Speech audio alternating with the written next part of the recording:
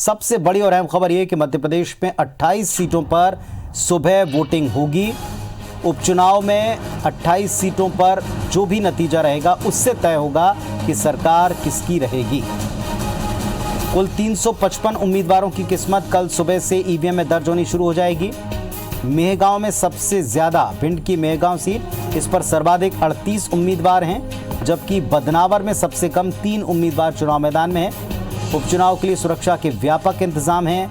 60,85,000 मतदाता कुल मिलाकर हैं, जिनमें पुरुषों की संख्या 33,73,402 है, जबकि महिला मतदाताओं की संख्या 29,78,267 है। कोरोना गाइडलाइन के तहत अब की बार वोटिंग हो रही है और ये सबसे बड़ा चैलेंज है। तो उपचुनाव में कुल 355 प्रत्याशी, 38 मेहगांव में सबसे ज्यादा और सबसे कम 3 जो हैं बदनावर में हैं।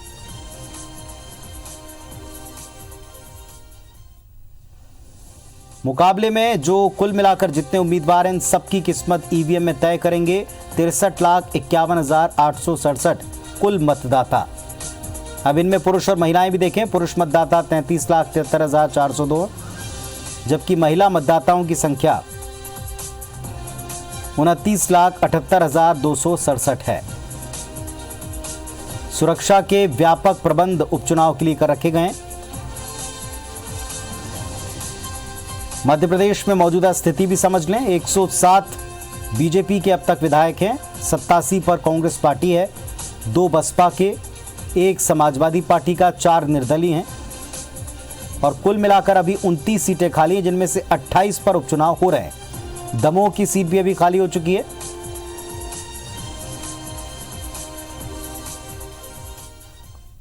और 2018 के चुनावी नतीजों पर भी नजर डालें। 109 विधायक चुनकर आए थे बीजेपी के, 114 विधायक चुने गए थे कांग्रेस पार्टी के, बसपा के 2, सपा के 1 और 4 निर्दलीय। और अभी इस समय मौजूदा स्थिति में जो 28 सीटों पर उपचुनाव हैं, इनमें 20 से ज्यादा सीटें कांग्रेस पार्टी अगर जीतती है तो सरकार फिर पलट सकती है।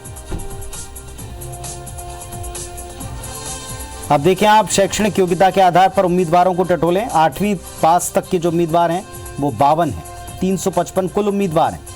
10वीं तक की शिक्षा जिनकी है वो 51 उम्मीदवार हैं जो चुनाव मैदान में हैं। 12वीं पास तक के 70 उम्मीदवार हैं 355 में से। ग्रेजुएट 53 उम्मीदवार हैं कुल 355 उम्मीदवारों में से। पोस्ट ग्रेजुएट 47 उम्मीदवार हैं, 355 उम्मीदवार जो चुनाव मैदान में आपके सामने हैं। पीएचडी होल्डर 2 उम्मीदवार हैं जो चुनाव मैदान में ताल ठोक रहे हैं। अशिक्षित 3 उम्मीदवार हैं जो अब की बार प्रतिनिधि बनने के लिए चुनाव मैदान में उतरे हैं। क्राइम के लिहाज से भी देखें पूरा डेटा।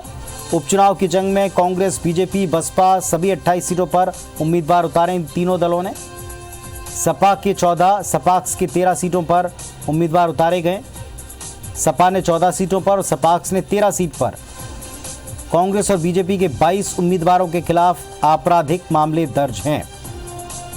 कुल 355 उम्मीदवारों में से 102 पर आपराधिक प्रकरण दर्ज हैं।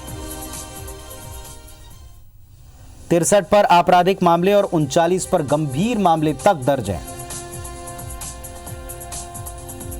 भारतीय जनता पार्टी के 12, कांग्रेस पार्टी के 14 उम्मीदवारों की आपराधिक पृष्ठभूमि रही है। सुमावली से कांग्रेस प्रत्याशी अजब सिंह कुशवाहा पर 11 केस जो सर्वाधिक हैं अब की बार जितने उम्मीदवार मैदान में। विपिन वानखेड़े, मुन्नालाल गोयल पर 7 मामले दर्ज हैं। बीजेपी के ग्वालियर से प्रत्याशी प्रद्युमन सिंह तोमर पर भी 6 केस दर्ज हैं। मेहगांव से निर्दलीय उम्मीदवार सुशील कांकर पर 302 के 2 केस दर्ज हैं। राकेश पाटीदार, रघुराज कंसाना, इन पर हत्या के प्रयास के मामले दर्ज हैं। कांग्रेस बीजेपी के 56 उम्मीदवारों में से 30 के पास बंदूक का लाइसेंस है।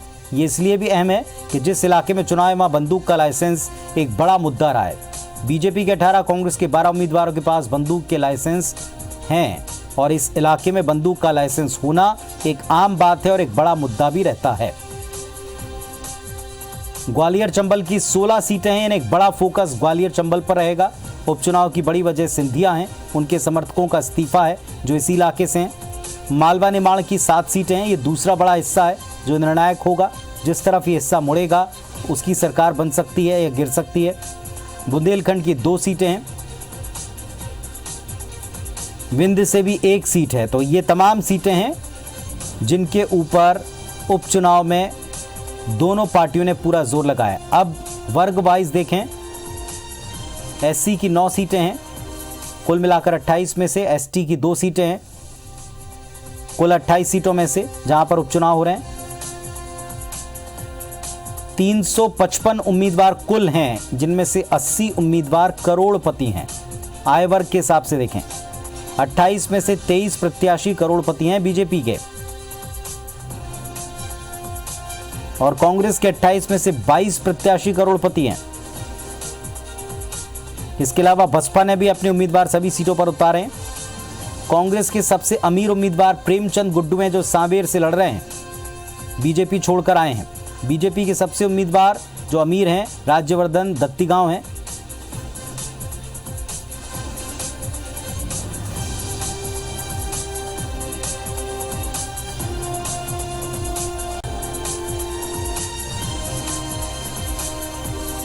तो 28 सीटों पर उपचुनाव मध्य प्रदेश में कल सुबह से इन सभी पर वोटिंग शुरू हो जाएगी।